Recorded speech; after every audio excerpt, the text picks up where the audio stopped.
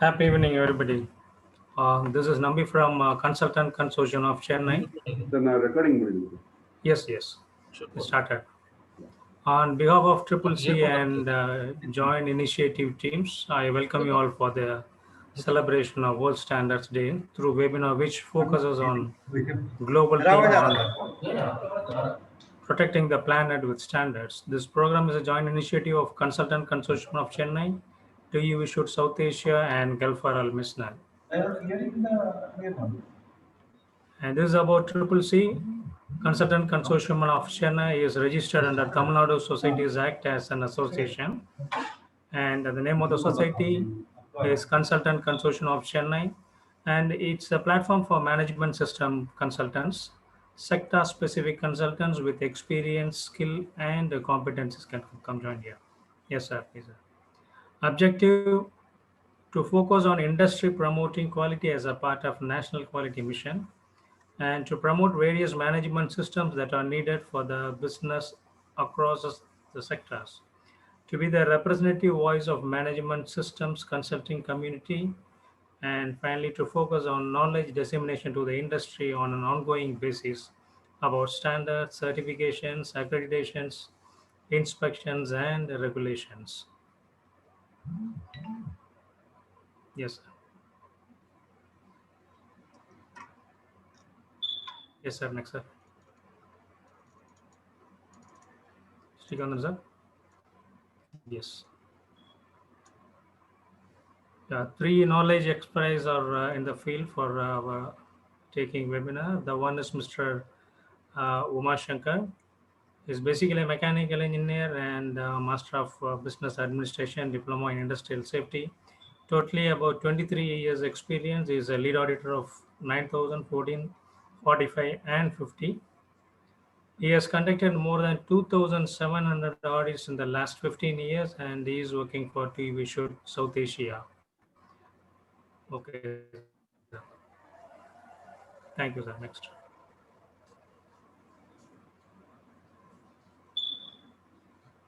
He has audited 2,700 clients lasting 15 years in TU Issued Asia in 9, 14, 18, 45, and 15,001, covering an array of industry both in manufacturing and service sectors in India and abroad as well. Present professional work audit experience of 15 years with TU Issued South Asia as the principal auditor, having conducted assessments of various organizations in the manufacturing and service sectors. The assessment standards being quality, environment, occupational health and safety, and energy management systems. And apart from that, he has got wide knowledge on total quality management, 7 QC tools, and he has conducted more than 100 trainings on various topics like FIRES, Kaizen, ISO 9014, 1845 internal audit training, and EHS legal awareness, OSHA's awareness, IQA training programs, and ISO 9014 lead auditor programs, energy management programs, awareness and internal training programs, and is having a continuity ability to learn also.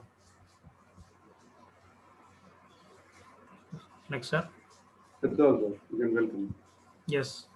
Yes, I welcome Mr. Uma Shankar to take over from here. Uma Thank you, Shankar, sir. please. Yes, Mr. Thank you, sir. So, very good afternoon to all the participants, and thanks for sparing your time in the afternoon session, and thanks to CCC for also helping me to join this session and share some of the thoughts on the EMS. I can present my slides now, sir? Yes, sir. Yes, sir. Okay, fine. Just give me a minute.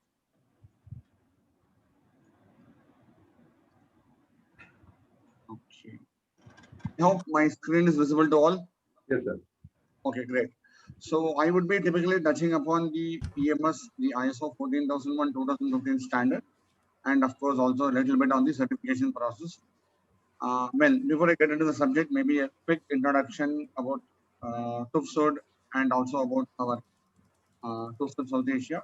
Fine, TÜV as an organization is a very old organization. It's more than 150 years old, with head office in Munich in Germany. It started, to be precise, it started on 6th of January 1866. And the history of how TÜV started was basically there was a boiler explosion in Germany. At that time, the government felt there has to be an independent third party who could do safety related inspection and other related services. And that is how Tufsud started its journey way back in 1866. And the rest is history. And today, as an organization, we have a global presence. We are we are a one-stop solution provider for various activities in terms of product quality, safety testing, inspections, engineering support, including your management system certification, training related areas. Present in more than 600 locations worldwide in more than 40 countries and almost more than 17,000 plus employees, with headquartered in Munich, and of course the regions spread across all the continents. You could see. Maybe the picture here would give you a broader footprint of the various countries where we operate. The Americas is one of the main regions, and of course Europe and Africa represented in various countries, and in Asia Pacific with headquarters in Singapore, and of course we come under Tufsud South Asia. So this is the global presence of Tufsud, and I will go a little bit into the Indian operations as well. In India, we operate under the name of Tufsud South Asia Private Limited with our head office in Pune. Of course, registered office in Mumbai. Of course, we are present in more than 30 locations across India in various parts. The picture here would describe, and also we have a lot of labs in various areas in terms of textile testing, food testing, leather testing, electronics testing, environmental testing, and various other areas as well across various cities in India. Fine. About the Indian operations, of course, it started way back in 1999. And of course, now it's almost close to the 28 plus offices and more than 15 laboratories in India as well as in Bangladesh, serving to more than 10,000 customers across various business units, which includes our system certification division as well. And broadly, if you look to Tufsud as an organization, you could see these are the various. Excuse me, sir. You can make Yes, it sir. full screen. Okay, just a minute. Just a minute. Thank you, sir. Thank you. Okay, great. Broadly, if you look at it, Tufsud as an organization is supporting the industry in various domains. We could say starting from chemicals, construction, electrical, electronics, food, hardlines, healthcare, IT, energy, rail, telecom. And broadly, in terms of activities of Tufsud, if you look, it would typically cover this circle in terms of system certification, product testing, inspection services, training and knowledge services across the various domains of industries, covering both manufacturing and service sector, where we serve in India as well as in overseas. Okay, now I move on into the core of the subject, that is today's discussion would be on the environmental management system, the ISO 14001:2015 standard. Starting with a quick introduction, of course, we'll be discussing on the EMS part. We will also see a little bit of history on what is this ISO, what is the EMS, and the history of EMS. ISO basically stands for International Organization for Standardization. They have responsible for development of various management system standards, of which one of which is here ISO 14001 standard. In fact, this was formulated by the Technical Committee TC 207. The first version was published in the year 1996. That was 14001. Subsequently, it got revised in 2004. And the latest revision, what we will be discussing today, is the ISO 14001:2015. As a matter of policy, on an average, every 8 years, you would find there's a change in the revision of the standards. Sometimes it would even take about a decade or so to get the final version rolled out in the industry. That's how the ISO works. This is as far as the EMS goes. Yes, just a minute. Okay. 14001 is your international standard for your environmental management system. The latest version is 2015. As a standard, if you look at the applicability, yes, like your other ISO management system standards like 9001, which is quality management system, EMS is also applicable in any type of organization. You may be from the manufacturing area, or you may represent the service sector. You may be a small MSME, medium, large, or even much bigger organization. No matter how big or how small you are, irrespective of whether you're into the manufacturing or service industry, this standard as such can be horizontally applied in all the organizations. So that is the beauty of this ISO management system standards. Specifically, when we speak of 14001, what is this 14001 and what is it focuses on? The main focus, as the name indicates, is environmental management system. So what are the main areas it touches upon? One is it focuses in terms of your protection of environment. Today, this topic everyone knows it's one of the focus areas not only in India, globally as well, with a specific focus in terms of prevention of pollution. That is also a part of it. And also one of the elements of EMS is how do you track your legal compliance evaluations with respect to the pollution control laws of the land. And also the new version of 14,001 also speaks about the life cycle perspective. We'll discuss about life cycle subsequently. And ultimately, as any organization or any system, it advocates the continual improvement in an organization in terms of environmental performance, which has to be an ongoing process in any organization. And the system can be applied in any industries, specifically where it will be of immediate help is industries where you come under high polluting category, maybe like a red industry or a hazardous process, or where you feel you have some systemic issues in terms of pollution prevention, in terms of your legal complaints or other environmental matters. This standard can be used as a tool to implement and eventually also get certified for the organizations. Broadly, we see the family of the 14,001 standards. There are three standards. The one which we are discussing now is your 14,001 2015, which is the requirements. Requirements are nothing but those which can be implemented, which can be audited, and if an organization is found to be compliant, yes, you may be recommended for certification. That is why it is called as a requirement. That's only 14,000, and this is what we are going to discuss today. And there are associated set of standards. One is your 14,004, which is nothing but guidelines on implementation. This standard would give you a lot of examples and interpretation for the every clauses of the 14,001 standard to have a better understanding and also for the ease of implementation.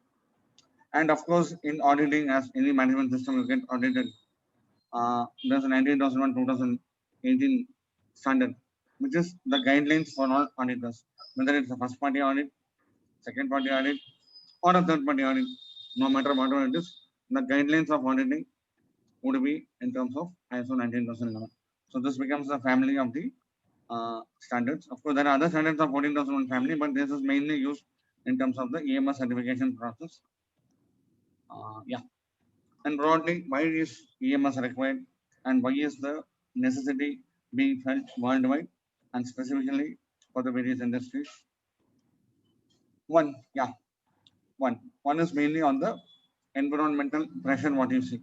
But today we can see not only in our state in Tamil Nadu or maybe across India or maybe even on a global context, there's a pressure on every industry to perform business in ethical fashion and more importantly, ensure that the surrounding communities are able to live in a safe manner, that you are not able to disturb the surrounding industries or the local communities where the business operates. Okay. Many organizations have undertaken reviews or audits to assess their own performance. Individually, these audits may not be sufficient to give you an assurance that you have all the requirements in place. So you need some guideline, some framework, some standard, and that is where this ISO 14,001 standard helps the organization. As we can broadly see, of course, I would say last 20 plus years, in a global scale, these areas are becoming more focused. The public concern, the media, laws, and stricter enforcement by the government authorities. Could be the pollution control board, could be the inspectorate of factories, or other governmental agencies who are involved in terms of environmental or health and safety. The regulations are getting more stringent. The enforcement also becomes more stringent, and the local communities are more concerned that their livelihood should not be affected by the functioning of an organization. And these are all some of the reasons why EMS becomes all the more important for any organization to perform. Traditionally, those days, business was on how do you keep a customer happy in terms of quality, cost, delivery. Fine, that is always there. It's a part of any business. But there are other dimensions in terms of your environmental performance, in terms of health and safety, in terms of social complaints, maybe information security. There are a lot of requirements which keep evolving as the industry matures, as the pressure groups expect some level of conformity in organization. Every organization starts thinking of it, and one of which is your EMS or ISO 14001.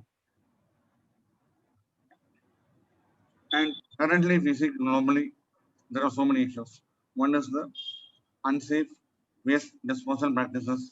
We could see a lot of garbage, could be domestic garbage, could be industrial garbage. Everywhere it is mounting tons and tons and tons of garbage. There's no space to store the waste. How do we do a solid waste management? These are not only for the domestic, but for the industry as well. As you keep on expanding, keep growing, you generate a lot of waste. There should be some system, some control in terms of waste management, which is also one of the focus areas when you implement your EMS. More importantly,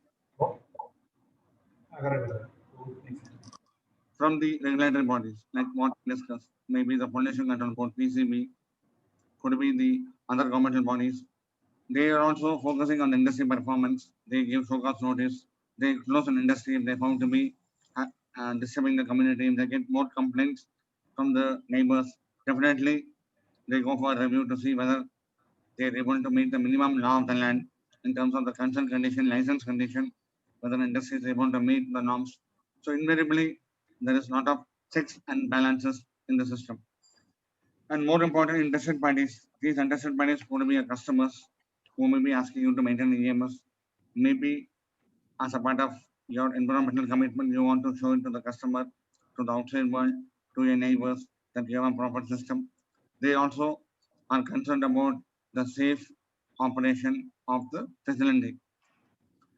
And lot of wastages happens. When we mean wastage in terms of the natural resources, could it be your electricity power, could be water, could be fuel, oil, gas, depending upon nature of the industry and the nature of the process, you have a lot of resources being used. Could be raw metals in the manufacturing process. So how do you ensure that you use the resources judicially or optimally becomes one of the focus areas, right? And also one of the elements of an EMS is also in terms of emergency preparedness. So an organization needs to demonstrate that you have a system to identify the emergencies, train your person on the emergency requirements, conduct some mock drills. Based on the mock drills, you may have some things went right, things went wrong, some lessons to be learned. You strengthen your system, which is one of the inherent requirements of EMS. So this also helps you in terms of improving your performance, including ensuring that there is no any major environmental accidents or incidences which can happen in your industry. Yeah, broadly, as we discussed, the focus is in terms of protection of environment, prevention of pollution, and compliance with the law of the land, which could be a state requirements or the national requirements or the international conventions and treaties to which your country subscribes. That all becomes binding on the organization. Depending upon your process, you may have to identify those things. And as what we said, interested parties could include your customers, your neighbors surrounding your industry, maybe the governmental officials like PCB or other people. They also expect that you maintain a proper system. And eventually, for a management, at the end of the day, it should lead to cost savings by optimizing your resources in terms of energy, in terms of water, in terms of power, in terms of raw material, or even for that matter, your hazardous waste, which may come generated from your process. The more you generate hazardous waste, the more you spend on the treatment, on the disposal. So better that you try to minimize it at the source so that it can directly as well as indirectly benefit an organization in terms of cost saving, which is also of any management's prime interest. As what we could say, touches upon all these areas in terms of water conservation, power consumption, waste minimization, generation of any waste from the process like effluent treatment plant, ETP, hazardous waste sludge, or even controlling air and noise emissions, maybe in terms of environment, green belt development, and all these things by having some environmental objectives and targets which an organization can set and you can work on to achieve those objectives, which will in turn demonstrate your continual improvement. Yeah. Fine. Now, which are all the areas of an organization this EMS touches upon? I would say literally everything in the organization. It is all the activities within the four walls of the organization. It's a gate-to-gate activity. What does it mean? Design. If you have a design process, R&D, manufacturing, your testing, storage, packing, dispatch, transportation, and suppose you have some activities on the side. Like suppose you are equipment manufacturer where your activity involves some commissioning, installation, or servicing at site. Even yes, that can be a part of your EMS implementation. So it literally touches all the areas of a business, and that's where it would be one of the areas where an organization identifies their scope of their EMS, where exactly this EMS would be implemented. Looking at all the areas, including waste management practices, some of the best practices, the legal requirements, all these areas are touched upon. And in terms of possible emergencies in organization, maybe fire, that's a common emergency. And if you are a hazardous process, handling some chemicals, some major oil spillages, yes, your emergency preparedness should touch upon all these areas. You have to train your people, develop your on-site emergency procedures, get them tested, do some mock drills, validate your procedures, and improve them on an ongoing basis. And of course, one of the inherent elements is your identification of the compliance obligations, which is nothing but the legal and other requirements which are applicable to the industry.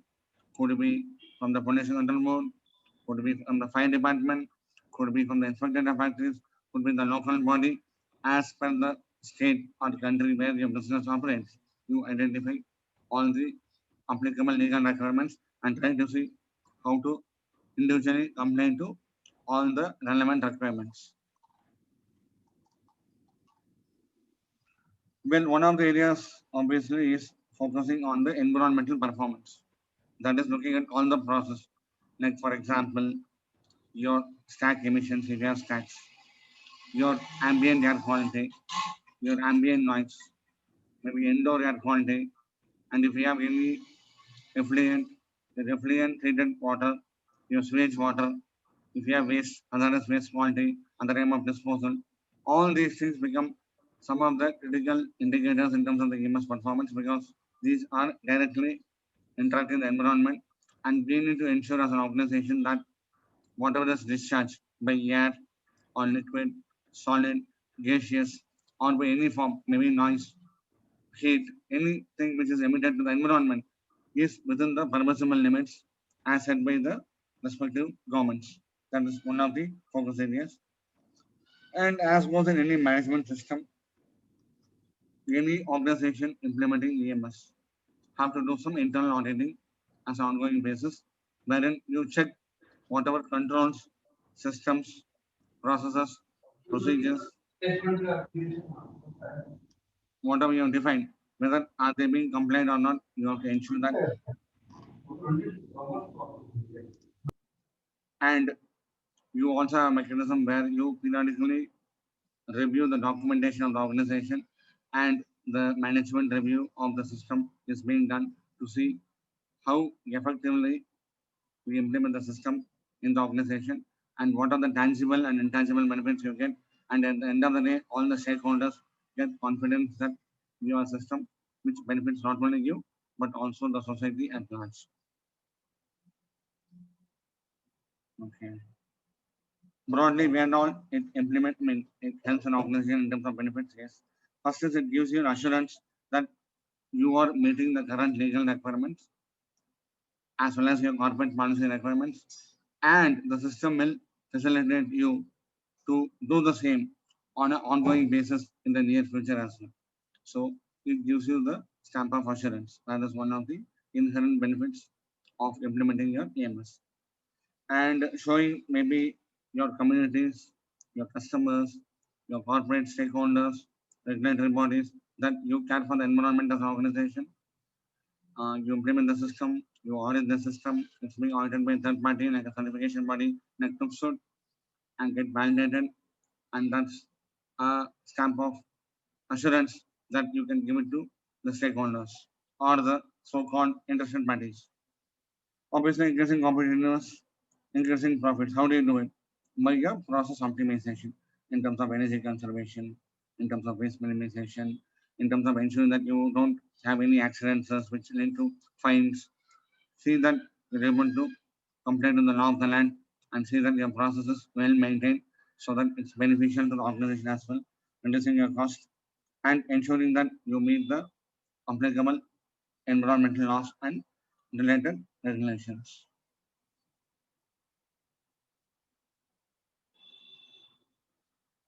And broadly, it improves the relationship with regulators. Obviously, the pollution control board, other authorities, when they know that you implement EMS, they also know that you're implementing a system, and that can give some confidence to the external world as well. And also, importantly to the management, it gives a confidence that you periodically review. At least once in a year, you do your internal audits, your management reviews, and various other requirements given as a standard to ensure that the system is being maintained, it is improving, and as an ongoing process, it can sustain and it can deliver the intended benefits. That's one of the inherent expectations of the EMS system.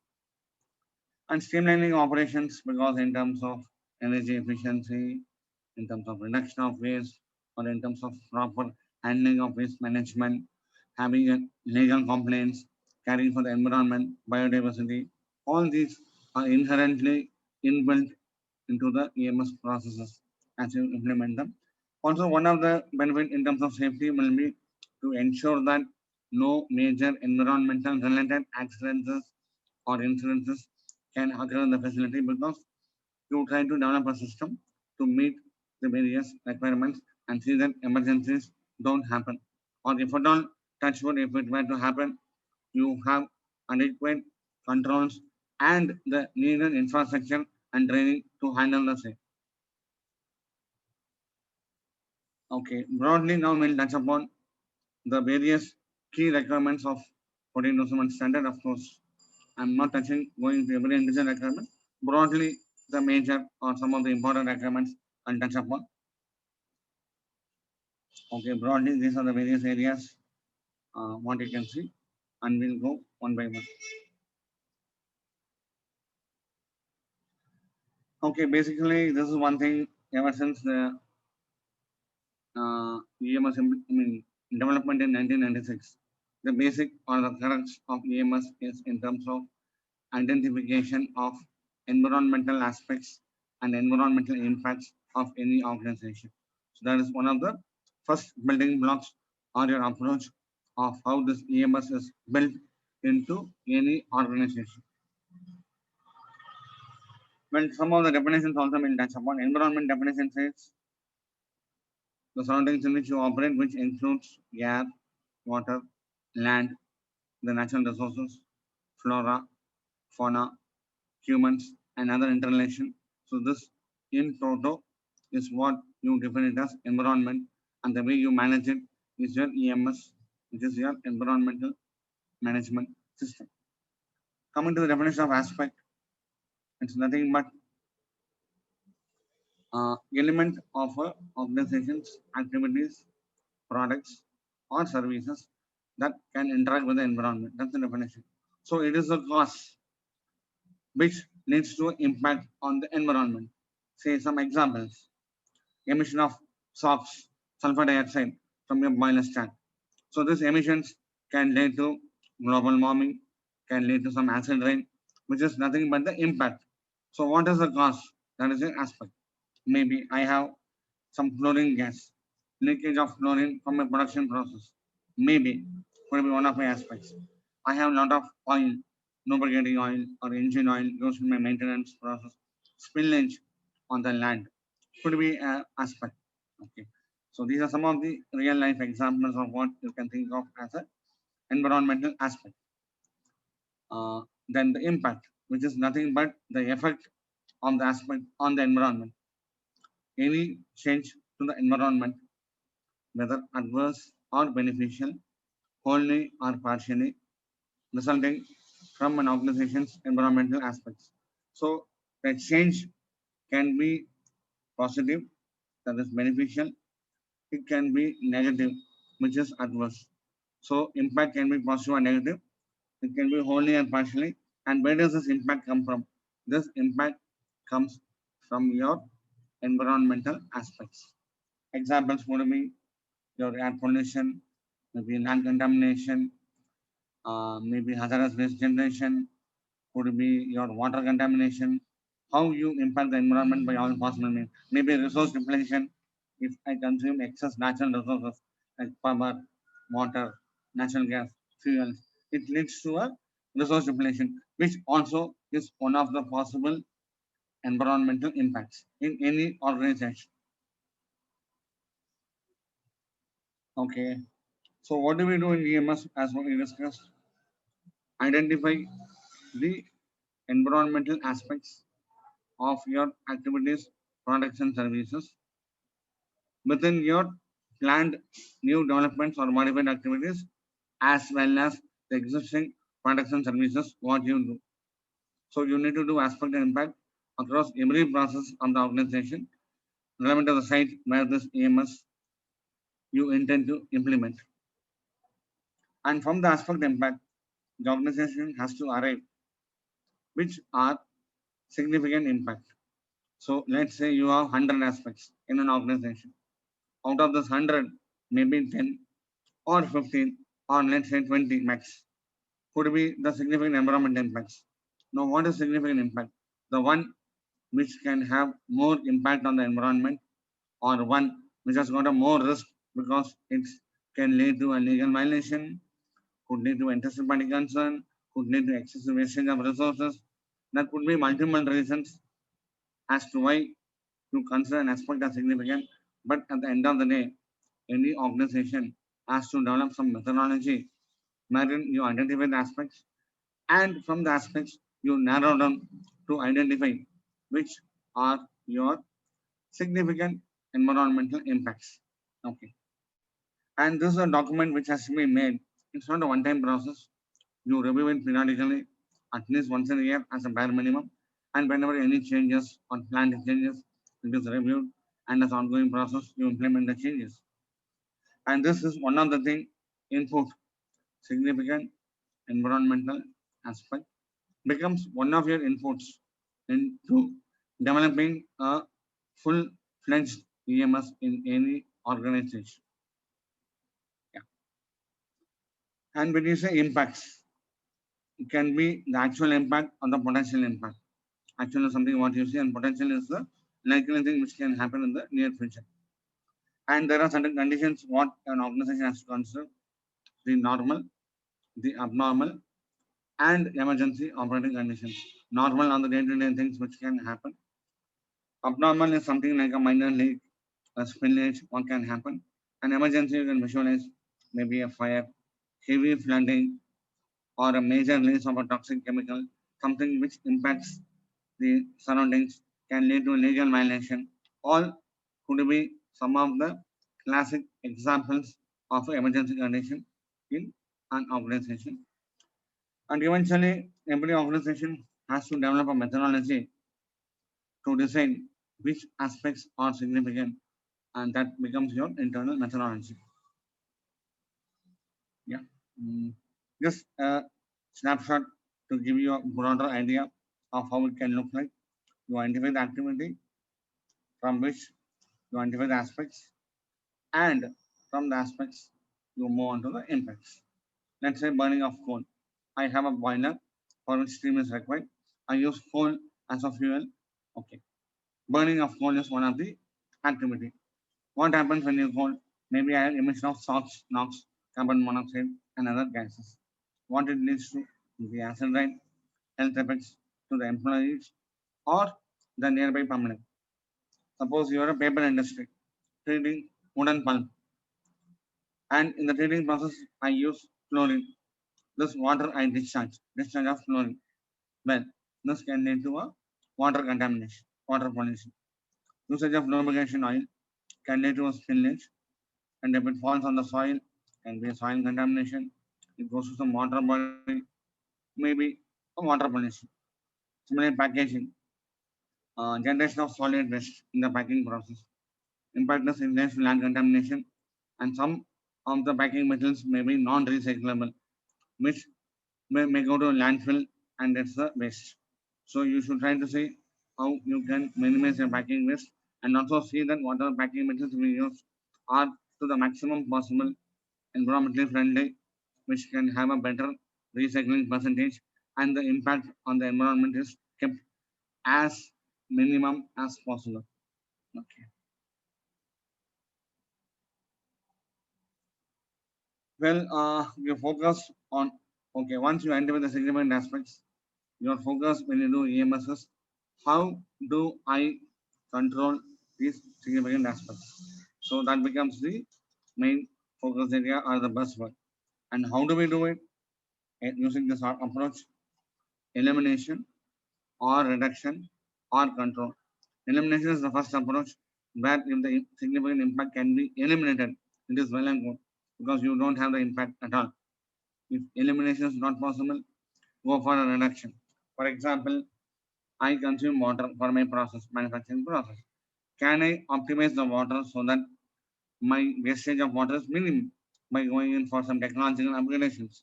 Yes, then it goes to reduction. Okay, reduction is also not possible. Then go for a control. Like I have effluent in my process. I generate effluent. Okay, can I reduce? Sir, I cannot reduce. Very good. So what you can do? How do I treat the effluent so that it is safely treated and disposed? So that comes the control. That is nothing but a operational control. Elimination or reduction is something which helps you to define the EMS objectives and targets. The environmental objectives and targets of an organization can be decided taking the focus of either elimination or reduction. And the last is your control, which is nothing but a operational control. Okay, now one of the focus areas has been discussed is on the legal and other requirements, which is also called as your compliance obligations. So what the system basically expects is any organization identifies its applicable compliance obligations. So how do I do it? First is the local requirements, then the state requirements, then the national requirements, and last but not the least, the international treaties and conventions which are applicable to the organization. So start local and go global. So that's the way of how you identify the various applicable environmental regulations applicable to the nature of the business any company is involved in, and how these things are related to the environmental aspects. Maybe I generate more hazardous waste. Okay. In terms of hazardous waste, what do I have? I consume more power or water. Okay. In terms of water conservation or power optimization, what are the requirements I am supposed to comply? In this process, every organization has to identify their applicable legal and other requirements and also do a periodical evaluation, maybe once in 6 months, maybe once in a year, or once in 4 months. Some system whereby you periodically evaluate your legal requirements and see whether you're able to meet those requirements or not. Given here is some of an example of the various acts and rules, of course, intention is not to discuss these things. In the Indian context, there are a lot of state as well as central regulations which are applicable. Given here are some of the examples. Air Act. I would say predominantly there are 4 acts: air, water, other airspace, and EPA, Environmental Protection Act. These are the 4 main environmental acts applicable. It's not that these are only 4. There are a lot of other secondary or tertiary requirements which may also be applicable to any organization. And as you could see, given here are some of the examples of the various requirements which may or may not be applicable to an organization. It is not an index, but just a suggestive in nature. Okay, so these are some of the various regulations what you may see in the Indian context. Yeah, I'm just giving you one example like gas cylinder rules. What does it say? Okay, cylinders have to be marked and should be having following warnings. Color should not be changed.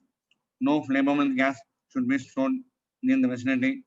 You need to have the date of test, which has to be punched on the cylinder, which is easily identifiable by any person to know when the cylinder was tested. Because once in 5 years or once in 2 years, cylinders may have to be retested to see whether they're safe to use.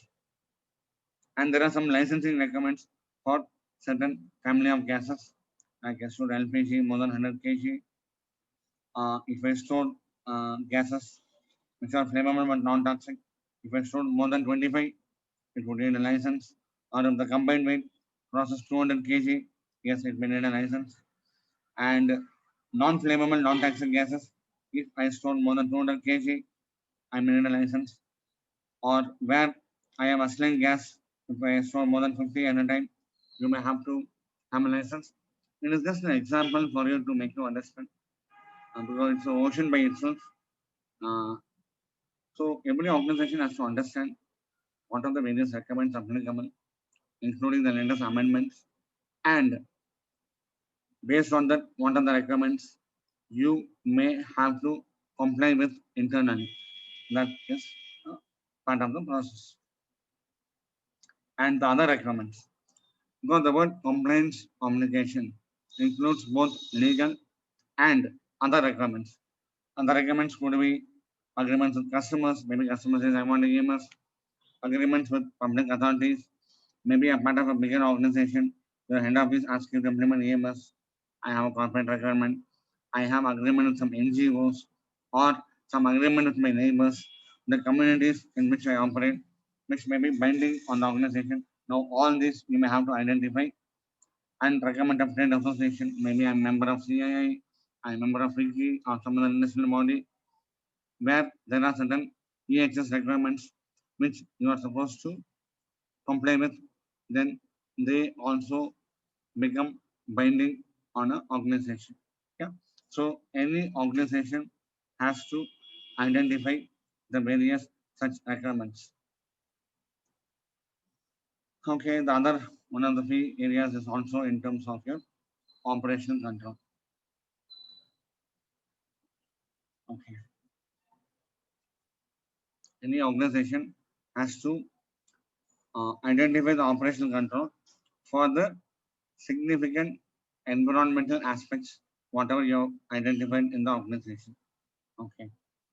Which means I may have to establish an operating criteria, and then based on the criteria, the process has to be implemented. That means you have to do controls as we discussed, can be elimination, which is preferable, not possible, can go for substitution, and can also be administrative controls. This is addressed in one of the clauses of 8.1, which is one of the requirements of EMS standard. Yeah, broadly, to give you some examples from real life industry. Suppose I'm operating a DG set. What could be the operational control? Maybe my emissions has to be within the permissible limits of the PCB. How do I do it? I have to control my combustion process. What is important combustion? Maybe the air fuel ratio. If it is not properly maintained, the emission will be more. So define the control. I'm just giving this one of the example, not the only example, maybe one of the example. Maybe waste management. I may have biodegradable, hazardous waste, non-biodegradable. There may be different streams of waste. What is generated? How do you collect? Where do you store? To whom to dispose? How to dispose? What are the records to be maintained? You need to have some controls, operational controls. Suppose I do some blasting. I have a dust collector system. Okay. How do I see the efficiency of the filters? How do I see how much of dust goes to the environment? Is it within the permissible limits? Some controls to check. Similarly, I store chemicals. How much chemical to store? What are the do's and don'ts? What is the chemical compatibility? What is the threshold of storing? Do I need some license for storage? In case of any spillage or leakage, what I should do? This all forms a part of your operational control. Broadly, now this operational control covers almost every major areas of an organization. Could be a purchasing process, if you have R&D, research and development, manufacturing process, maintenance, storage, packing, transportation, dispatch. Suppose you do some commissioning, installation, servicing, testing in a customer's place. Yeah, the operation controls may be applicable there also. Just to give an example, let us say I have a NTP, a effluent treatment plant. Okay. One of my significant environmental aspects is discharge of wastewater. Okay. From where it happens? From the effluent treatment plant, ETP. Okay. As per the local legal requirements, there may be some parameters I'm supposed to monitor. The pH, the BOD, COD, biological oxygen on demand, chemical oxygen on demand, oil and grease, and there may be other parameters. There are some limits given by the legal body or your own controls. So you fix them, it becomes your operational criteria, then whatever effluent and treat and discharge at the end of the day, it has to conform to these norms, and that becomes one of the requirements you set internally for your process. Likewise, for the various other processes also. Okay, one of the areas also, not only you, including your supply chain, your contractors or outsource process also as a part of your operational control, which is like a extended arm of your EMS. So what do? We have to determine the environmental performance requirements for the purchase, the procurement of products and services. So what does this essentially involve? Yeah, maybe your contracts or agreements may have certain criteria, conditions in terms of environmental performance by your supplier. Maybe developing a list of chemicals which are permitted to use, ban those things which may not be permitted because they are more toxic or more hazardous. Develop a approved list. More importantly, auditing your suppliers and contractors also in terms of the environmental performance. So have some criteria for the environmental performance of your suppliers, vendors, and see that they're able to meet those minimum requirements.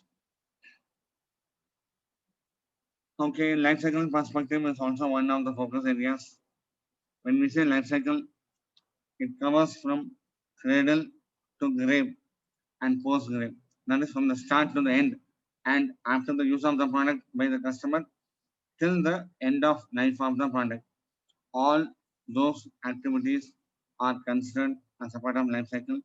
It can cover a R&D process, manufacturing, maintenance, storage, testing, packing, transport, usage of product by the customer, and after 5-10 years or 15 years, if your product is dismantled, what are the impacts which can happen to the environment or to the society?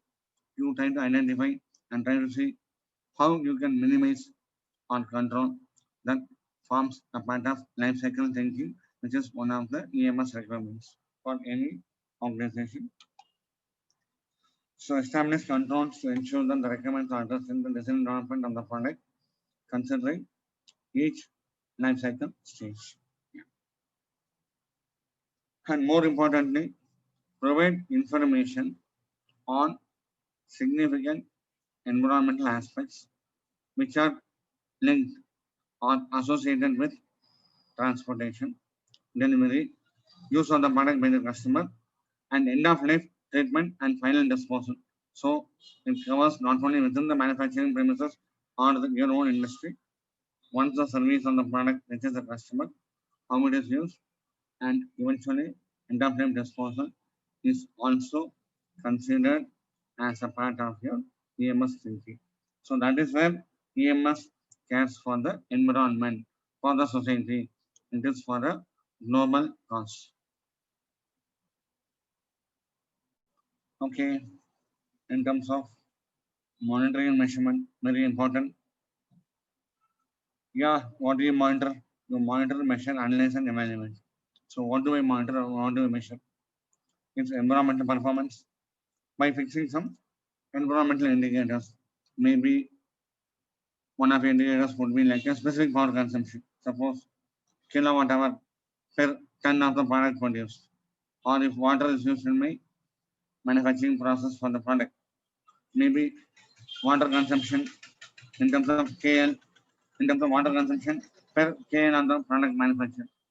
Maybe like this, there may be so many other indicators what you may identify for your process and eventually see whether an organization is able to meet those requirements or not. And most important, analyze the results. Whatever monitoring measurement you do, the results have to be analyzed. That is very important. This can be for the environmental performance, can be for the operational controls, can be for the objectives and targets, whatever you said. Whether am I able to achieve those objectives and targets or not should also be one of your monitoring measurement data. And last but not the least, calibration of whatever instruments you're using. Maybe flow meters, could be your temperature measurement in the process, maybe your flow meter attached to ATP or STP, maybe some of the instruments used for monitoring your stack emissions, maybe the probes, could be anything. Okay, so you monitor all the performance indicators, you monitor your operational controls, and also whatever objectives and targets an organization identifies, they have to see whether are they able to meet those objectives and targets. Okay, and one of the focus areas is also in terms of your evaluation of compliance obligations. Just a minute.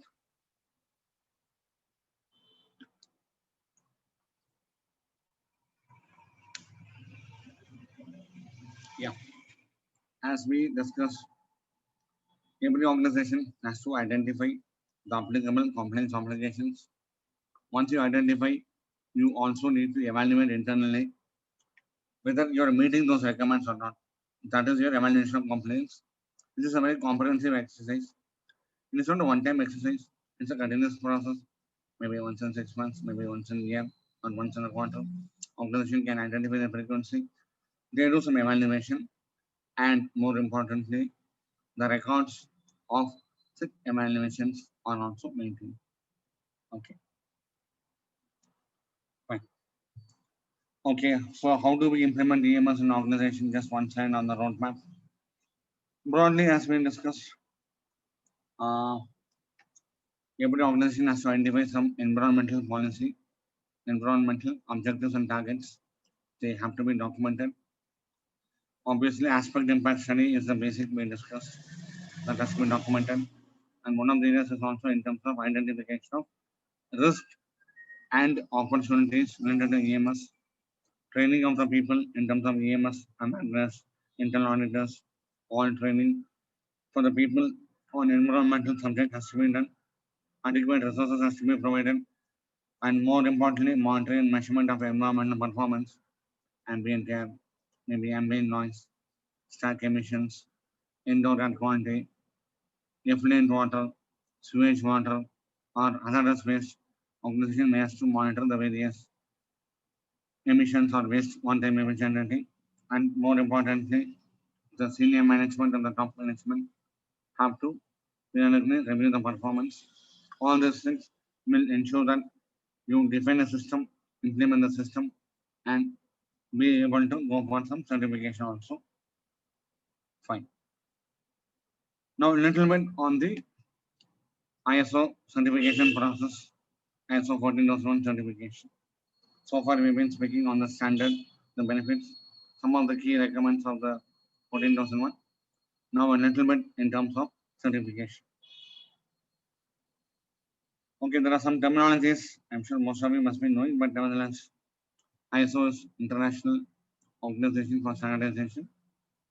IAF is International Accreditation Forum. There are accreditation bodies there are certification bodies and applicant organization. Suppose you as a company want to get ISO 14001 EMS certified. So you become the applicant organization. Okay. Now who can certify? Only certification body can certify. Like TÜV South Asia, we are one of the leading certification bodies. We offer such services. And who are these accreditation boards? They are the bodies who govern us. We have some guidelines, procedures, they audit us, and they do accreditation. Like how you get certified, we get an accreditation from the accreditation board. And who's the accreditation board? They are nothing but independent bodies established by the national government who regulate the certification business in the respective countries. And the association of accreditation bodies is the IAF, which is the International Accreditation Forum, not an Indian Air Force. Yeah. Okay. How does the certification happen? Suppose let's say an organization wants to implement and get certified for 14,000. Yes. They have to approach a certification body. There will be an application which you may have to fill and give. Then the application will be evaluated and proposal given by the certification body, like a rotation. And once the organization, let's say you agree that, okay, I would like to amend the services of TÜV for the certification. Then a formal contract we enter into for doing the environmental management system audit, which is ISO 14000. And how does the audit happen? Always there will be a stage 1 audit. First audit where we see the activity, see the product, look at the infrastructure, look at the basic documentation like your environmental policy, objectives, manuals, procedures, aspect impact study, risk and opportunities, internal audits, management reviews. The minimum things is checked. And if there are any gaps, they are identified, which the organization has to close them. And once those things are addressed, then stage 1 can go to the next stage 2 audit, which is also called the certification audit, and where all the processes are audited against the 14001 standard, against the various classes. And once we find that the organization meets the requirements, then you can be recommended for certification. Of course, as a part of audit, there will be audit report. There may be certain findings. If there are some findings, organization may have to close those issues. And once those issues are closed with a proper analysis, then a 14,001 certification can be recommended to the client. That is called means of certification. And once it is done, it's not a one-time effort. Any certificate will have a 3-year validity and subject to a year-on-year inspection or surveillance.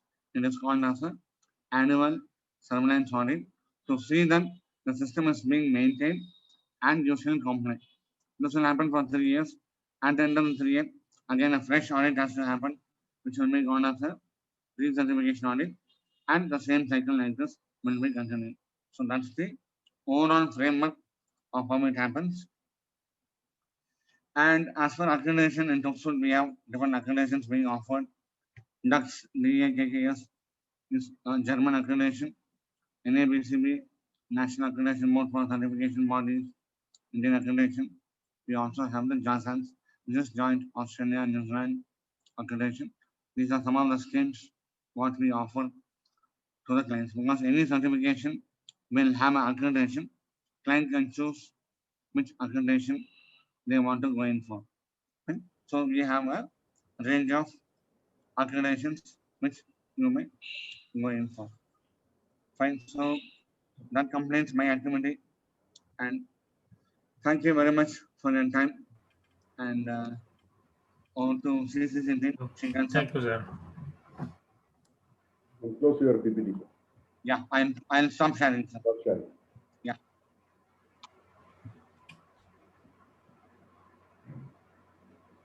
Thank you, Umashankar sir, for your wonderful delivery. You have given Thank you, sir. insight on total EMS requirements, right from beginning till we get certification. Wonderful, great. Thank you. Thank you, sir. Yes, Srikanth sir, can you move to next? Yes.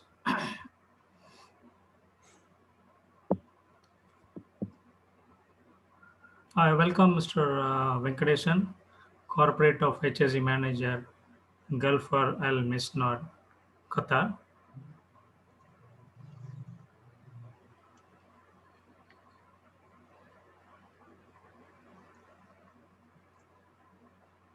Yes, Srikanth sir.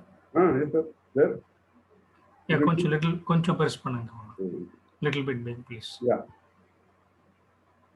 Yes.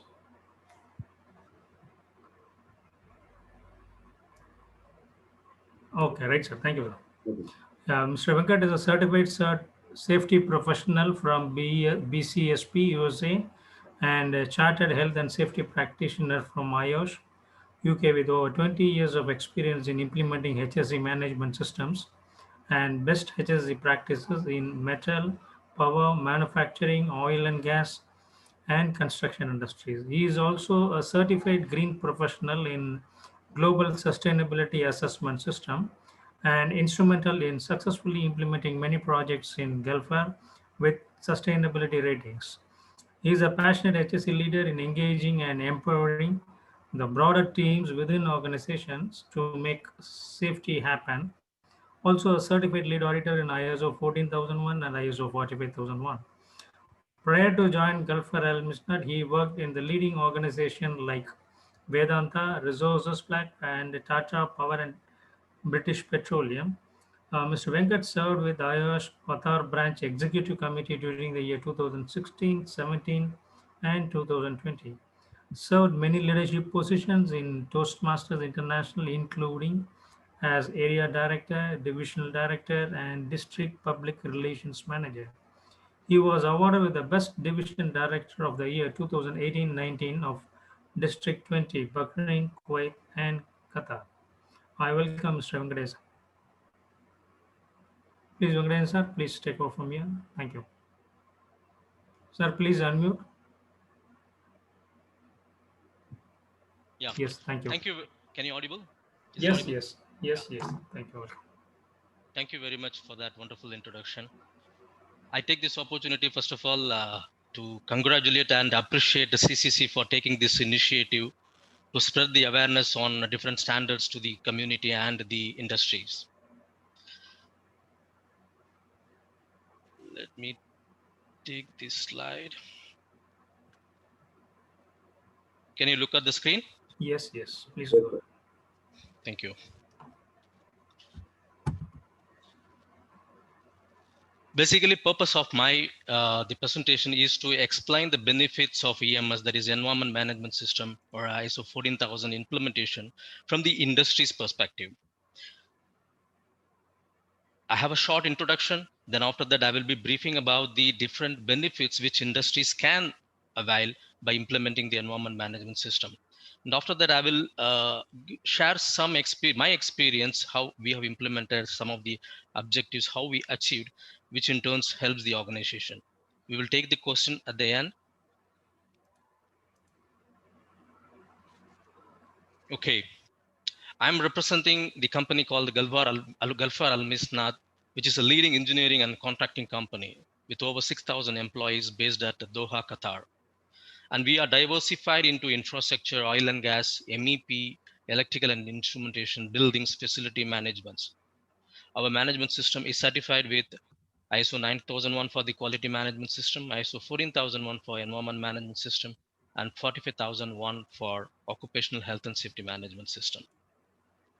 And this is we and our team. Well, Mr. Uma Shankar has very beautifully explained the standards requirement in terms of ISO 14001. So I'm not going to talk anything about in details about the standards. This is a framework of EMS ISO 14001, which Mr. Uma Shankar has very beautifully explained. So it has main 7 clauses: context to the organization, leadership, planning, support, operation, performance evaluation, and improvement, which is common as per the Annex Excel to all the management system nowadays. And whereas here in ISO 14001, where the focus will be on the environment. Okay. why we do what we do. I would like to ask this question to everyone. It's a very profound question where, be it on a personal side or an organization side, we do a lot of things for the company, right? But have we ever thought about it, that why we are doing? If you know the purpose behind why we are doing the activity, what we are doing, that is what we are doing, that becomes so easy. This is very much applicable for even implementing the ISO 14001. Why you want to implement ISO 14001 or an environment management system in your company? This you need to be very clear. You need to be very clear with your purpose. If you're clear with the purpose, remaining things will become very simple. Okay, since many of you are from the management system side, I would like to ask a small question. Can anyone tell me who is this? You can just answer in the chat room, chat box. Deming. Exactly. He is Edward Deming. Most of you know the process called Plan, Do, Check, Act, which is very fundamental for any the management system. He's the one devised this, and during the 19th century, he just introduced this system, that is Plan, Do, Check, Act. That is a PDCA cycle, we say, even Deming cycle also we say. So every management system talks about continual improvement system, right? And that continual improvement system comes from this PDCA. One of his book he has written, which is Out of the Crisis, where he has mentioned, and any organization which would like to stay for long, which would like to survive for a long time, if an organization would like to be survive for a long, they have to focus on 4 important things. Number 1, be ethical. No matter which business we are doing, you may be in the manufacturing or a service or a construction or an oil and gas or a medical field or a hospitality or even supply chain, we all do business. But are we doing right? No one would like to remember us by our wrong thing what we are doing. They should remember us by what we are doing, the good things, especially for the organization. People should remember, for example, if you are listening to one particular brand, what the image which is coming in your mind, is it good or bad? So as an organization, we should always do the right thing. Second thing is economical. When we talk about business means you need to make profit, right? It has to make profit, otherwise it becomes a non-profit organization. So you should focus on optimizing your performance, make profit. And third thing is legal. Are you as an organization working within the legal framework of where you are operating? It may be Chennai, it may be in Qatar, it may be in UK, it may be in USA. You need to comply to that local legal framework requirements. And the fourth one is commercial aspects. When I say commercial, it's not only about the financial aspects. As an organization, how you are influencing your stakeholders, maybe your supplier. You may be a bigger organization. Maybe one of the vendor, supplying material to you is a small organization. How you are influencing your the vendor to implement the best practices, what you are practicing. So you need to spread the good things what you are doing around you. So these 4 things, that is ethical, economical, legal, and commercial aspects, if any organization is considering, that can survive for a long. This is what Edward Deming says. In a recent the corporate the terminology, if you look at, that talks about sustainable organization. This comes from these fundamentals basically. If an organization only focusing on profit, that is only single bottom line company, it has only one bottom line, that is profit. It should not be the case. As an organization, you should have a minimum 3 bottom line, where you should make profit. At the same time, you need to be focused on these social factors, what contribution you are making to the society. And the third leg is how much you are contributing, how much you are reducing the impact to the environment, what you're doing, how much neutral operation that you are doing, so that you are minimizing the impact to the environment. Yeah. Okay. From the industry perspective, I have a 20 years of experience in different companies. no matter which company you would like to do a new thing, the first question comes, from the senior management is, what is the benefit? Yeah, this is, even if I'm running a company, if I'm going to invest something, the first question I will be asking is, what is the benefit? What I'm going to get? Yeah. So when this question comes to you, uh, you need to be very clear. Any management system in that perspective, especially the ISO 14001, it, it should be considered as a business case. It is not just complying to the standard and getting the certification. It indirectly helps the business to improve the business opportunities, and it reduces the environmental risk associated to your process, and it gives you a competitive edge with your competitors. Yeah, remember these aspects so that it helps you to get an approval when you are thinking about implementing any good management system or anything good for the company. You should link with the business case so that it's easy for you to get the approval. Okay.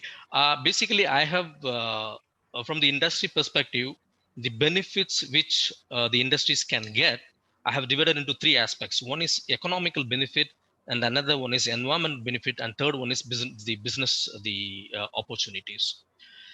Uh, as a company, every organization always look for two things. Yeah. No matter which organization you are working, which sector you are working, they always talks about cost reduction, isn't it? You need to have a less cost. You need to have a less cost. At the same time, you have to have a higher efficiency rate. How you can do that? This standard can help you to do that. How? When you talk about the environment management system, ISO 14001, Mr. Uma Shankar has very briefly explained what are the focus areas of the ISO 14001, how an objective policy has to be defined, how an objective has to be defined, how the target has to be set for the organization, right? When you are having the ISO 14000 on your company, you will have, definitely you will be having a policy. Then you will be defining your aspect and impact which is associated to your process. Then you will be identifying what are the significant impact that you are making, and you will develop an objective for your business.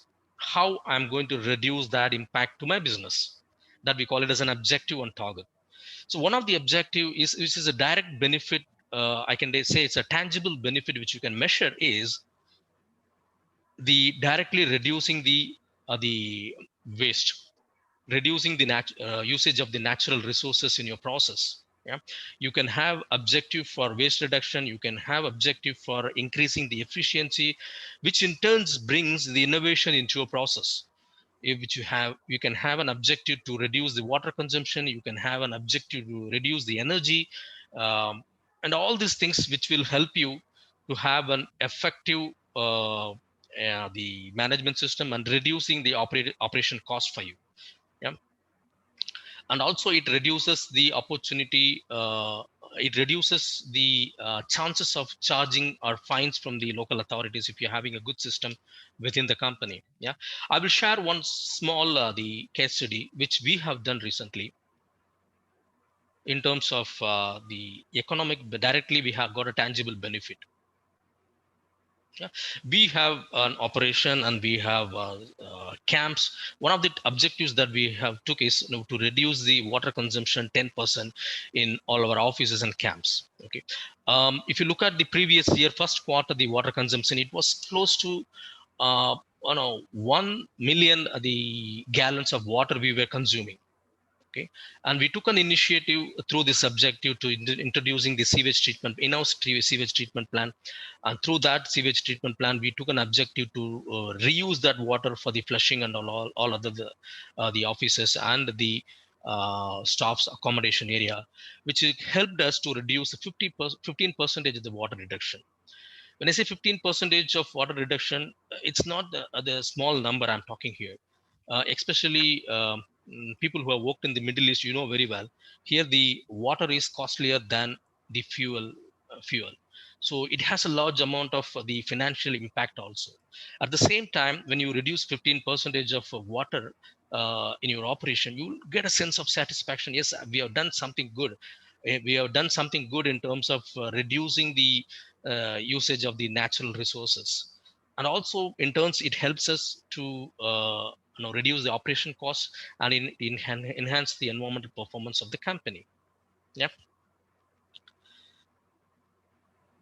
The second benefit is, this is a direct benefit, that is environment benefit. Why we are implementing the environmental management system? Yes, it has to give benefit on the environment side. You may be in any kind of a business. You may be it may be an educational institute or an organization which is running a construction organization or an oil and gas. Every operation has an impact to the environment. Anything in our life, we are just doing the online meeting now. Even this is also having an impact to the environment, isn't it? Yeah. So each and every activity we as a human being do has an impact to the environment. How we are going to reduce that impact? That can be done by maybe your company, you are having different departments. Each department can be given with certain objectives. Like we have a plant department, we have more than 1,300 600 the plant and equipments we are operating. Okay, there is a huge opportunity in terms of reducing the fuel consumption. How we can do that? We have 6,000 employees are traveling from one corner of the Qatar to another corner of Qatar. We have projects all around the country. So how we can reduce the fuel consumption? So we can introduce, the plant department will come up with a certain innovation by having the pooling mechanism, having the common transportation, and influencing the supply. By doing that, what happens? You are indirectly reducing the carbon footprint of your own operation. And the second thing, you can, not only that, you are doing the footprint reduction in your own operation. As I said in the beginning, as an organization, you should influence your stakeholders to reduce the environmental impact in their business. How you are doing that? You are influencing the supply chain management, like having the collaboration with the subcontractors, vendors, which, for example, by qualifying the subcontractor itself, we can say that the company has to be having the minimum of ISO 14001. By doing that, what happens? They will also develop their own process, and they will also have their own manual. They will also implement certain objectives, target, so we are spreading the message of environment where we are living. So again, this is helping the organization to develop How do the we? cost. Pardon? You can reserve your questions. We can have it in the end. Is it okay? Yes, yes. Correct. Okay. Okay. This helps us in terms of having a sustainable business operation, and it reduces the carbon footprint. The third aspects I would like to cover is the business growth benefit. As I said in the beginning, whenever we are talking about any good thing we would like to implement in the organization, we should always connect that with the business. Indeed, if we are having an ISO 14001, it is going to help you in terms of your business growth. How? Number one, when you're having your company is certified with ISO 14001, you are proving your credential that you have done something good. Whoever your profile you are submitting, you be to a customer, client, or the local authorities, they will recognize that you have certain credentials. The second thing, reassuring the customers on our internal process. Sometimes what happens, when you are approaching your customers would like to know which process you are following. They don't need to visit your process and audit. When you are saying that my company is ISO 14001, that itself giving the customers a kind of assurance you have in-house process in place which is being audited and certified. And similarly, the same thing is applicable for the local authorities. When you're going for the PCB, the Pollution Control Board, when you're going with a certain proposal, when you're saying that your company is certified with ISO 14001, it is giving a kind of a reassurance to them, and the ability to win more business. Yes, it is competitive. It gives you a kind of a competitive edge when you are approaching a business. When 2-3 companies are applying, competing, bidding for some kind of a proposal, one company is having there is no certification system or no environment management system, and when you are going with the proposal that your company is certified with ISO 9001, 14001, and 45001, that gives an extra score for you. So there is a possibility that you win more business. And the next one is, it gives you your employees a motivation. How? You may ask how this ISO 14001 will help your employees to motivate. When you are having an objectives and target, you can involve the employees. I can share some of this in the coming slides. I will show you how we are engaging our employees into our environment management system so that they are involving into our process and they remain motivated. Similarly, improved stakeholder relationship and public relations. When you have a credential, you will be publicizing that, right? So when you are doing that, when you are doing a good thing, and you should promote that also. It helps you to promote your organization and have a good image outside your organization. Uh, this particular certification will help you. Overall, it helps you for a sustainable business operation. Hope these three the categories I could able to explain well to you. I have some examples how I can connect with you by saying some examples like how we have executed certain projects. Like easy to adapt to sustainability practices. I can give you some example like a few years ago, around 3 and 4 years back, we were certified with ISO 14001. In this part of in Qatar, in 2022, Qatar is hosting the FIFA World Cup match. We are coming up with the world-class international stadiums, FIFA World Cup stadiums. There are very, very stringent requirements in terms of health and safety as well as the environment management system.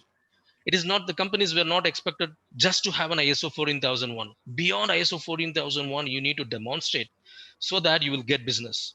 Even when you get business in the project execution, you need to demonstrate more than ISO 14001. So at that point of time, we had a big challenge how we are going to do that in terms of international sustainability practices. But one thing that I can tell you here is when you have ISO 14001, that is a base. From there, you can build upon your environmental best practices. You can adopt the international, the sustainability practices. And look at this.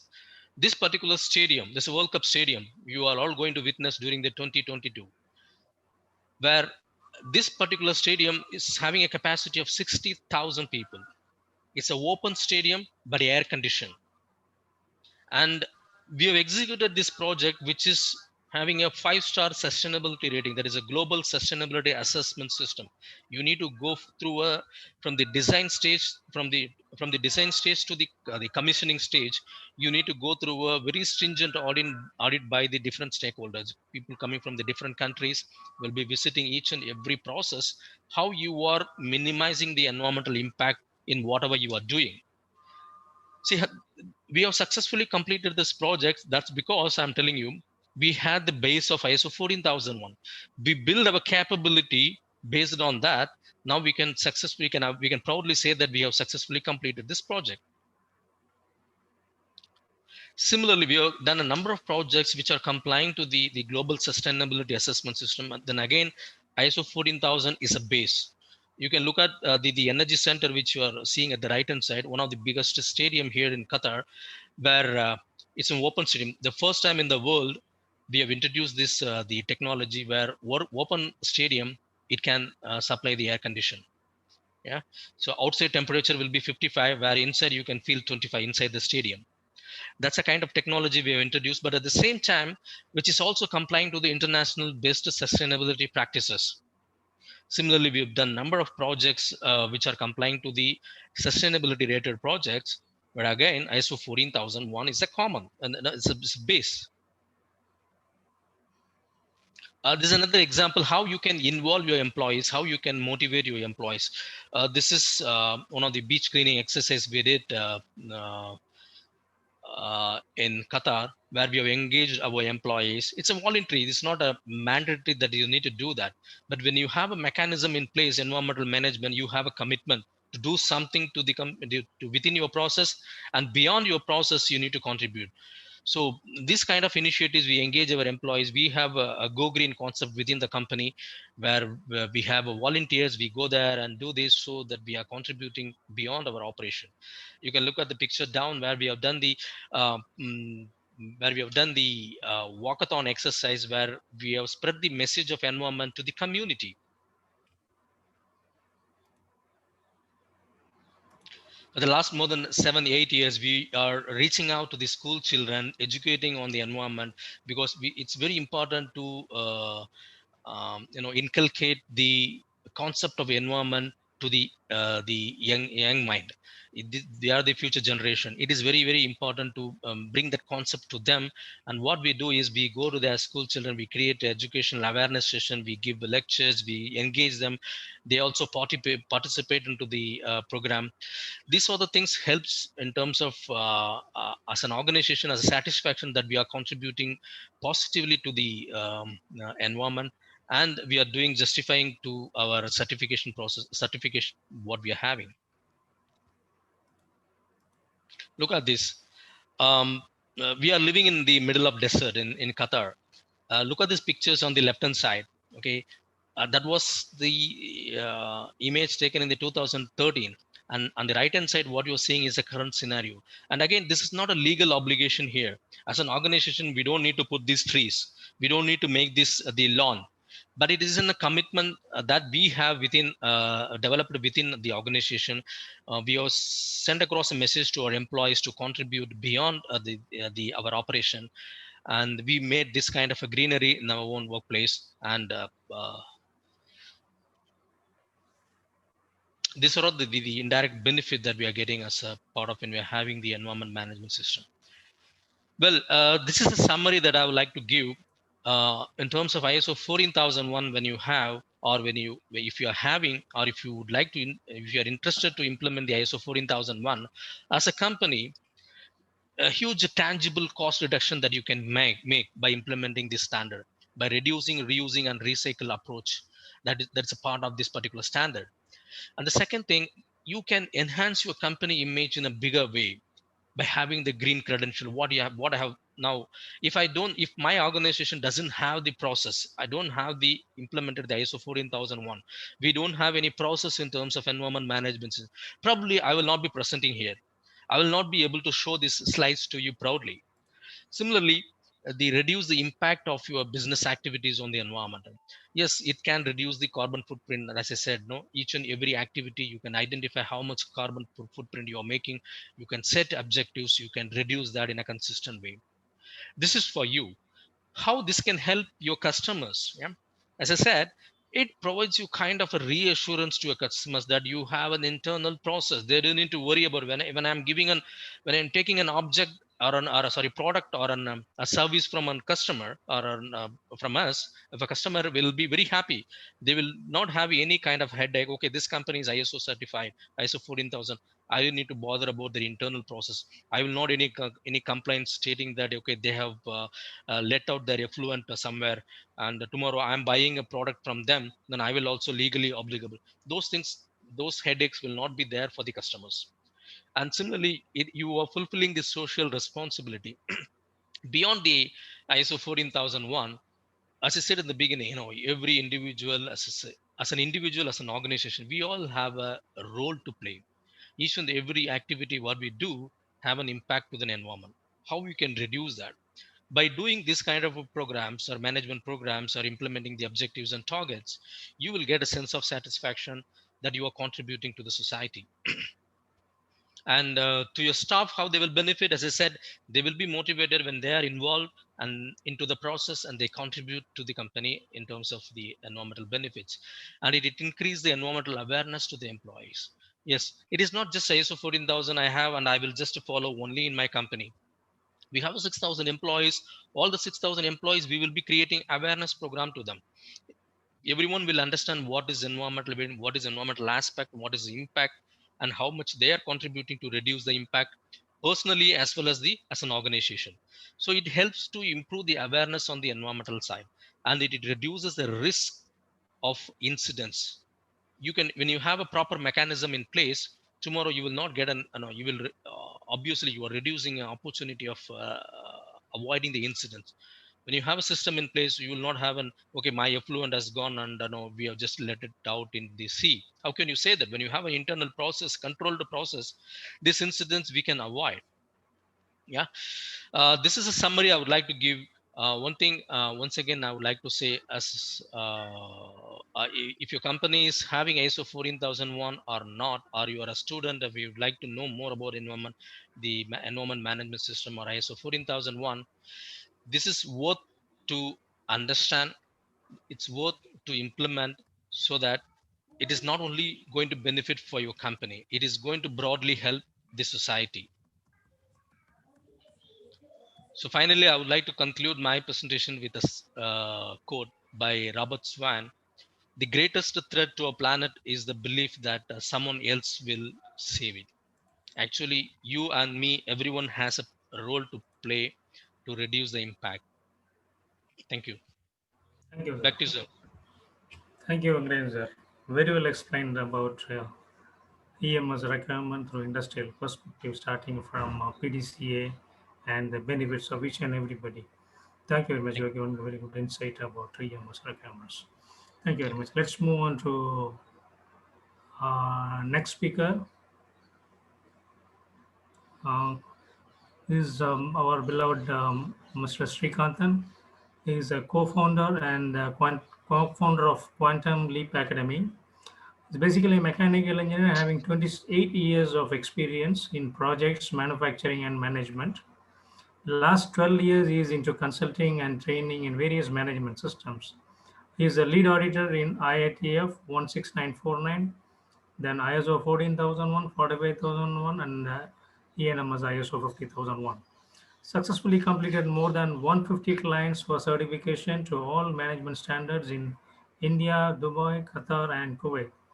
Trained more than 500 internal auditors for various management standards. He also provides soft skill workshop on attitudinal and behavioral management. And of course, he's the secretary of our consultant consortium of Chennai. I welcome Srikant sir. Over to Mr. Srikant.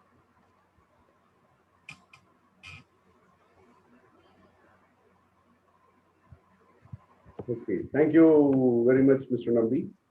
Welcome, sir. Thank you for the introduction. Hope you are able to see my screen. Yes, yes. Just a minute.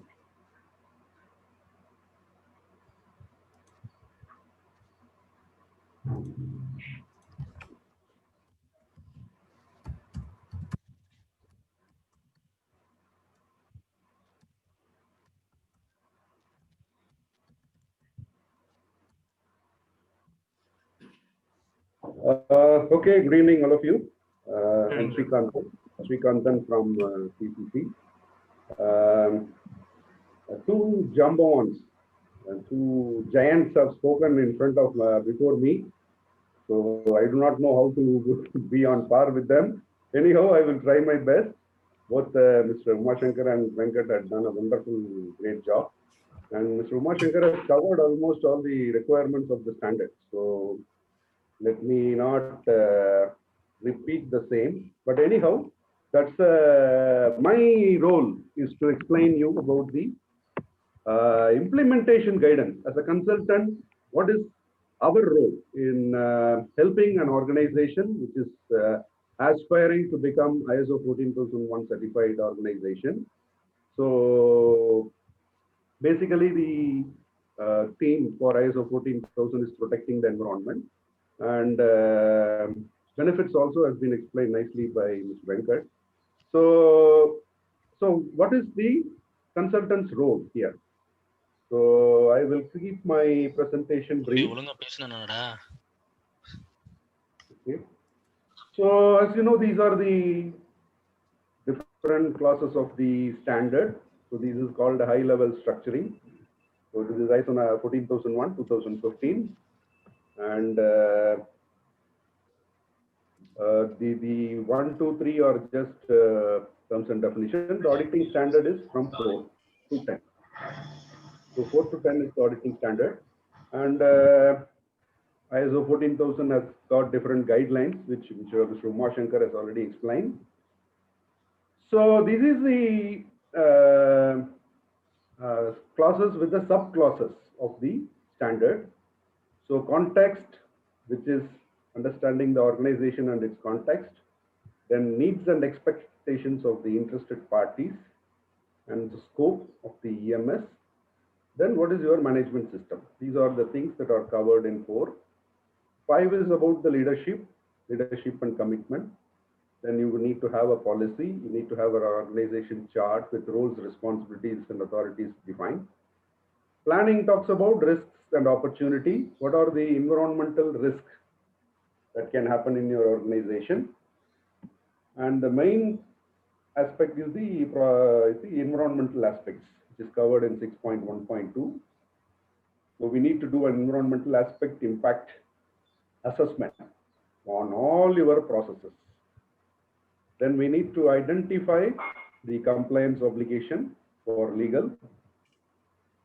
Then what is your action plan for the identified aspects and the legal requirements? Then we need to establish environmental objectives, which is basically SMART objectives. And how are you going to achieve them? We need to give a detailed action plan with who is responsible for it and what are the dates, what is the target, and all that action plan. And clause number 7 talks about support process. So first is resources. So the 4M, man, machine, methods, and material. So what are the resources that are required, and what is the competence? Competence which requires skill and as well as training. It is required for each of the employees. Then you need to create an awareness about the ISO 14001 management systems to all the employees. And then we need to have internal communication as well as external communication. Then documented information. So as we all know, documents and records that are needed for the standard requirement. Then how will you create an update and what is the control you are establishing? Then number 8 will be the core operation, the operational controls. Whatever significant impacts which you have identified in your aspect impact assessment, we need to come out with a detailed action plan on operational controls. So this can be a OCP, operational control procedure. Uma Shankar demonstrated one sample also. Then 8.2 will be on the emergency preparedness and response plan. And 9 will be your performance evaluation. So how are you going to monitor? What are you going to monitor and how are you going to measure, and what is the analysis and what is the actions on the analysis? Then 9.1.2 is the compliance. So for 6.1.2 is about identification. 9.1.2 is about the compliance to the identified legal requirements. Then of course we need to have internal audits, then management review. Then improvement. So what are the non-conformities, any incidents, environmental incidents or internal non-conformities during internal audit, external audit, and what is the corrective action for that? And as we know, continual improvement is mandated by all the standards. We need to demonstrate continual improvement. So no, I'm not, basically, see, the consultant role will be to first identify the scope for the organization and the boundaries. What is the location of your office or factory or whatever you call it, and what are the external boundaries? Then what are the external, internal issues and needs and expectations of the interested parties? What is your compliance obligation and your organizational setup? What are your products or service, whatever it is, then authority, and the ability to exercise control and influence. This has to be defined in the scope statement. Context, we all know.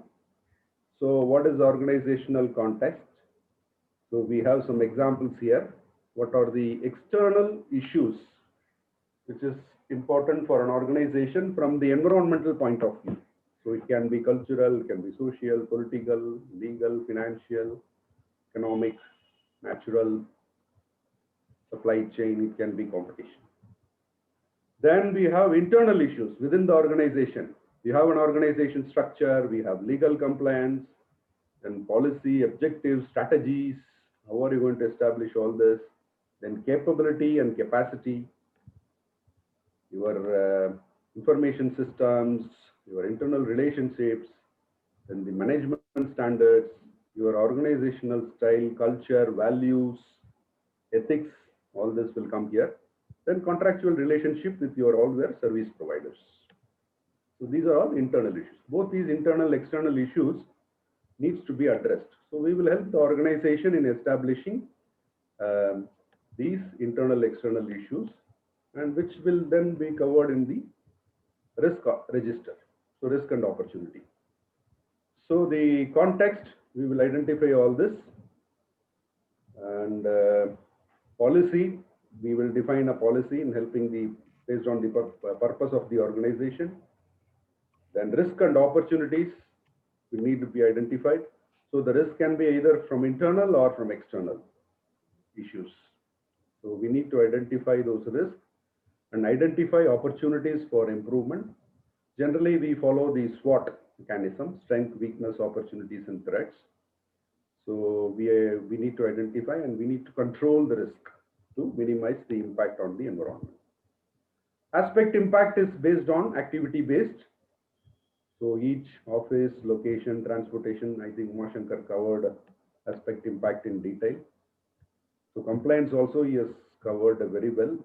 So competence, communication, I'm just skipping because we have already covered all of this.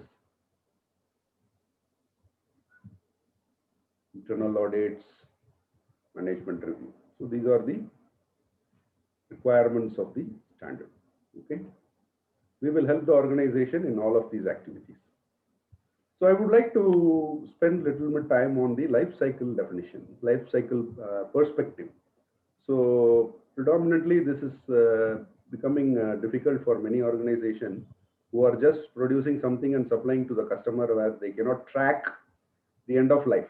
So as the definition goes, it is continuous, consecutive and interlinked stages of a product or system from raw material to final disposal. So that's the definition. So it includes raw material, your design, your production, transportation and delivery, usage, end of life treatment, and final disposal. So the life cycle is till the final disposal is being done. So this is part of the life cycle stages. First is resource extraction. Then you do the design, either you manufacture or retail or construction or whatever it is. Then your distribution. Then you are the use distribution to the point of use. Then usage. Then after the usage, you collect it back. So either you reuse it, recycle it, recovery, or it has to be disposal. So it can be any of this. So we need to identify in the aspect impact environment, we have to consider the life cycle perspective. So we cannot do a detailed life cycle, but we need to consider the various stages when you are designing the aspect impact. For example, so before manufacturing, what are the considerations that we need to do? Land use in production of raw material, and what is the vulnerability? And how is the logistics? How are you going to deliver it? Where are you going to source the material? How are you going to package it? How are you going to transport it and delivery to the factory? Then supply route vulnerability. So while you are transporting the material, you may do something to the life cycle. Then product during manufacturing, you use energy, you use water, vibration, noise, odor, lighting, so many things comes into that. Then delivery, of course, you know the transportation, packaging, then reaching out to the market. Then you may have a storage or warehouse somewhere in between. During the usage, yes, of course, energy consumption. Then finally, refurbishment, recycling, or disposal. Ease of recovery, dismantleability, also we need to consider. Separation of components, that is very important. You need to identify the different categories of materials like steel, plastics, grease, or whatever your components include. So then recovery of valuable material, then you have to dispose it off safely. So this is the life cycle perspective. So the life cycle perspective needs to be applied in your design during the design stage itself. Then during procurement, then you need to communicate the same to the external provider, including your contractor. For example, if you are supplying a material, or for example, one of our customer is manufacturing your concrete mixture,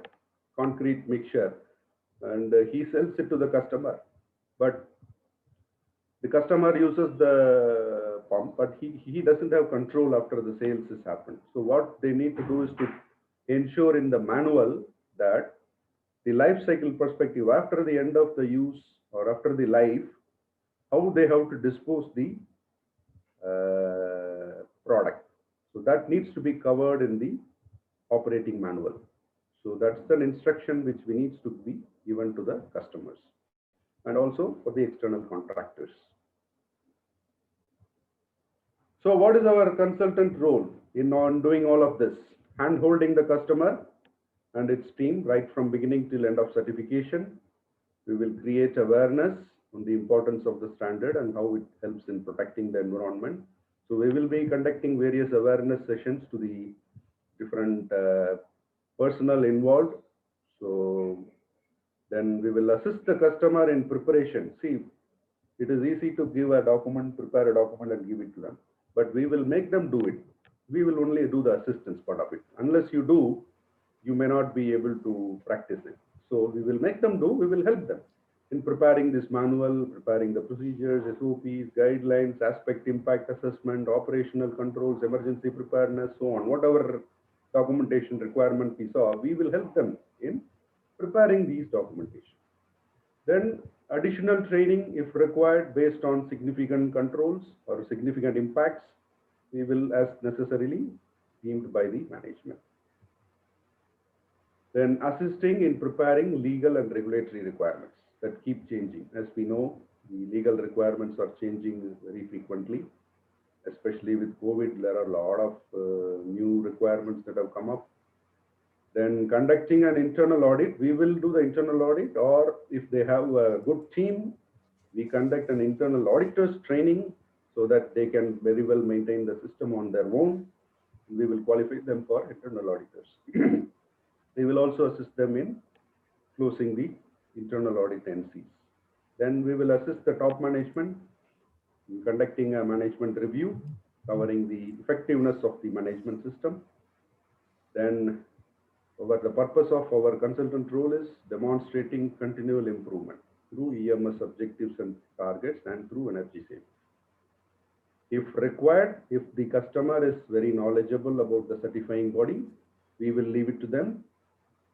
They can choose the certification body as per their priority. We are ready to work with any CB. If they have difficulty, we will assist them in identifying the CB, and we will also support during the external audit. We will not be interfering on the audit process. We will just be an observer, and we will help the auditee if he has some difficulty, and also will also help them in closing the external audit NCs. So this is the role of a consultant. The typical timeline for a small or medium organization with 10 to 50 employees with a single site may take 4 to 5 months. For any system to fall in place, it takes that much time because we are talking about system implementation. It cannot happen over a week or two. And if it is a large organization with more than 100 with multiple locations, it may take more than 6 to 7 months. This is a broad timeline. Now, this is the crux of the consultant's role. I have few slides which is very important to EMS. Let me share this. So we must be knowing about Wangari Maathai. So she's a Kenyan. She's a 2004 Nobel Prize winner. So she says the future of the planet concerns all of us, and all of us should do what we can to protect it. So we don't need a diploma to plant a tree. This is a great saying. So this is what is being done, is being practiced. So what are the things that melt? You see on the left-hand side, we have North and South Pole. We also have a ice cream. All of these three are melting. And what are we bothered about? We are bothered about only the ice cream. What we see below the two pictures, on the left-hand side, you see a butterfly. Many of you must be aware of the chaos theory. Chaos theory, they call this butterfly effect. If the butterfly has a small injury or something, it cannot fly. And it is the butterfly effect which is going on, but we are not realizing it is a long term. The damages are going to be long. You may not be able to, you are not acting on it. Whereas on the second picture, this is called domino effect. So we are only worried about this, taking action immediately on what is being detrimental. So we are only worried about the present. We are not working on the future. We are not thinking about the damages that are being done to the environment. So this we know, all of we have seen in our cars and bikes. So objects in the mirror are closer than they appear. So the damages that we have done, we are able to see the effects, and it is not far away that we need to, the results are going to happen very fast. So we need to act quick in protecting the environment. So I don't have to say anything about this, right? So wherever we have interfered, we have done this with the environment. This is another beautiful saying: birds need trees and mankind needs both of them. Protecting the nature and environment is not only a matter of ethics, but also a matter of existence. Thank you, all of you, for your valuable time. And thanks CCC for the opportunity. Thank you, Mr. Uma Shankar and Mr. Venkat, for the wonderful presentation. Now it's over to Mr. Nambi sir. Thank you, sir. Thank you, Srikanth, sir. Wonderful explanation. All the classes you have explained very well, from consultant role, how we are going to implement it, and other things. And the last few slides shows the concern towards the environmental protection. Excellent. Thank you, sir. Once again, okay. Any questions? Now it's time for Q&A. Mr. Ramesh Lingam had a question. Ramesh? Yeah, in between he has started. I said we can discuss it later. Mr. Lingam, please. Yes, sir. One question to Mr. Venkateshan. Yes, Mr. Venkat. Yeah. Mr. Venkat. Yeah. Ramesh here. Yes, sir. So what is the current challenge for life cycle perspective? Though Mr. Srikanthan explained very well, but what is the current challenge in the particularly Qatar in your organization, including the inside Qatar actually? So what kind of challenges you face in implementing the life cycle perspective? Mr. Venkat, for your Indeed, it's a very, Venkat, for your information, Yeah, Ramesh has audited your organization. okay. We were not there when he audited. He's in Dubai now. He has TUV suit. He was with earlier TUV suit. Fantastic. Okay, go ahead, sir. I welcome Ramesh to come once again and see the changes. Okay, that was indeed a wonderful question. Life cycle perspective is a broader subject. The challenge that currently what we are going is now, especially if you look at our organization, we are a service organization. We are an EPC contractor. We build a facility or a product we hand over to the client. What happens is this particular life cycle perspective will come maybe after 25 years or 30 years or 40 years. Depends on the product. It is currently only the documentation, honestly, if you look at. Because when we hand over the project, we give the product because we are not manufacturing either. We are just engineering and construction. We procure material from different parts of the world, where we gather information which is required for the client in case of the life cycle, end of the life cycle, how they have to use it or how they have to dispose it of. So we develop that and we summarize as a part of the project package and we hand over to the client and we create awareness also to them. That's what currently we do now. Okay, good. Okay, so overall in Qatar, is there any challenge? In fact, sir? Challenges is definitely, especially if you look at, unlike in India, like especially the e-waste management. Correct? We don't have the facilities here in Qatar. We still rely on the different countries. Okay. Okay, again, the waste has to go to the different part of the world, which is also it has to comply to the WWF requirements. Okay. Okay. Thank you, Mr. Venkat. Thank you. Yes. Any other questions?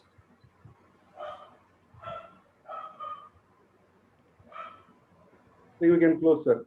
Okay. Great. Once again, I thank all the speakers on behalf of Triple C and the team members. And thank you all participants.